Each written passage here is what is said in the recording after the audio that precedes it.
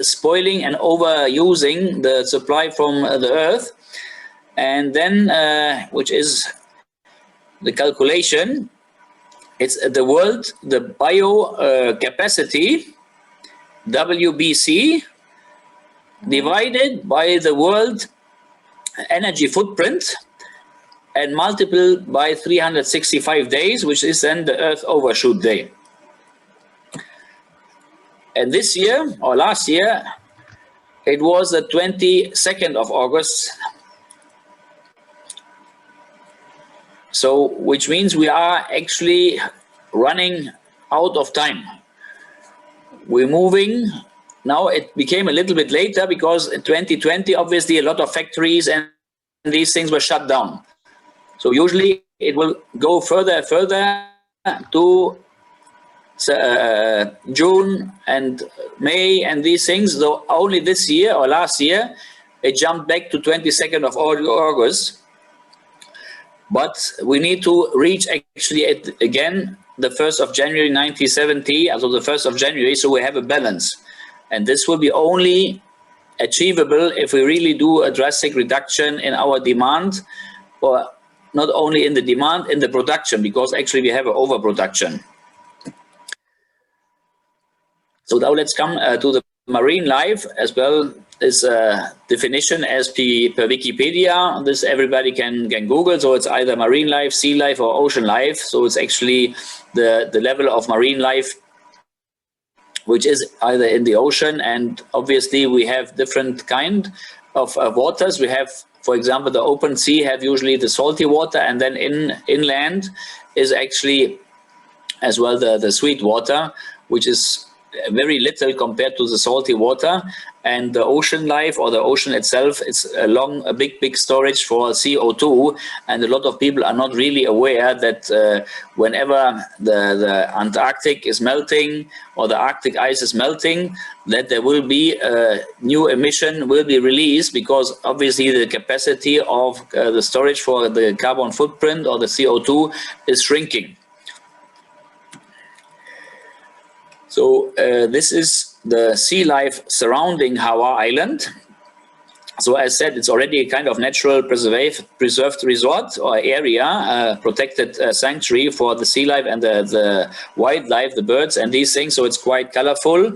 And obviously this need to be maintained in order as well in the future to have attraction there for tourists to come. So it need to be very, very mindful handled. And this is actually the opposite. So I call it sea life, I call it the death at Bahrain. And this is actually what's happened as well on the shorelines. We have a lot of dead animals due to pollution, due to digestion or non-digestion or eating of plastic and non-digestive material. So pollution obviously is a problem when it comes to discharging of maybe toxic water or wastewater. So these are the two actually different sites where we need to make sure that we will at the end have this as a remains and not this one. So as well, there's a checklist for the sea life protection, which is actually then in combination to see when you have got a beach resort or a green resort at the shoreline with different kind of diving opportunities. So very important to mind the carbon footprint, and there should be actually a kind of calculation done, what I gave for example at the beginning. Once you have some trees, you have to chop them down or you have to relocate them. So just plant more new ones in order to really reduce your carbon footprint, maybe achieve a negative one. So plus reducing your energy consumption with different kind of technologies. You know, leaving the car at home, walking, have everything in the resort in walking distance, so where you actually don't really need energy to spend rather than only the human energy. Then as well, we have currently the problem, a lot of areas there's overfishing. It's just okay, more and more and more, which doesn't help in the long run. Even in Bahrain, they stopped the trawling fishing here, because trawling means you destroy the seabed. You will take a lot of fish which are not even for eating. You will destroy the corals, So we need to be mindful, and now the fishermen here, they were wanting it back because of their work, but if they continue like this the next 5 years, they will have nothing left. So it's better now to reduce it, to let the nature and the sea life recover, so then again you can do modest actually fishing in order really to have a sustainable food chain. And maybe everybody has in mind, okay, flatten the curve, flatten the curve. This was the thing when COVID broke out. And this is the same what we need to do actually with the sea life, with the wildlife.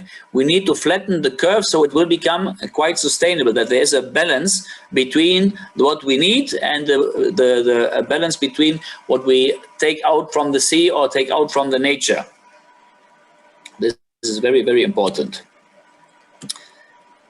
Third point, mentioned already by Kausa, use much fewer plastic products, because plastic at the end, unfortunately, because of its weight, always will be somehow floated in the ocean, even though it's in the landfill, there's wind coming, the plastic bags, small bottles, small items, they just get blown, and at the end they will get stuck in the ocean or in the rivers.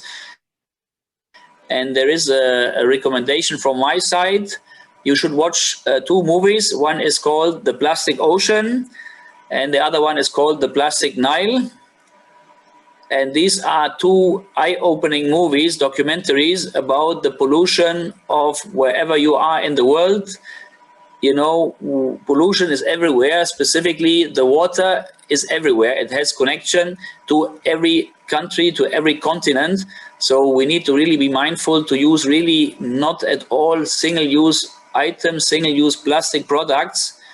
Anything can be really reused, and we need to make a move towards reusable items like the stainless steel cutlery. I mentioned before the sterilization in the hospitals. Stainless steel cutlery is the most environmental friendly and the most hygiene item you can use for eating, because also the food tastes much better if you eat it with proper cutlery rather than the plastic stuff which is breaking, and then you have pieces in your food and these things.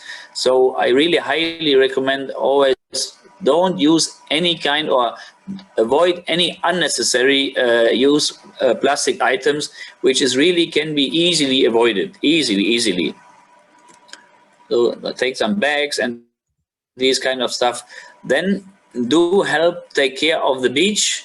Now almost everywhere in the world you will not have clean beaches. So whatever is thrown somehow, somewhere, it will come back from the sea. Maybe people throw it in US and it will end up somewhere in the Gulf or at the African shoreline or in the North Sea, even the Mediterranean Sea.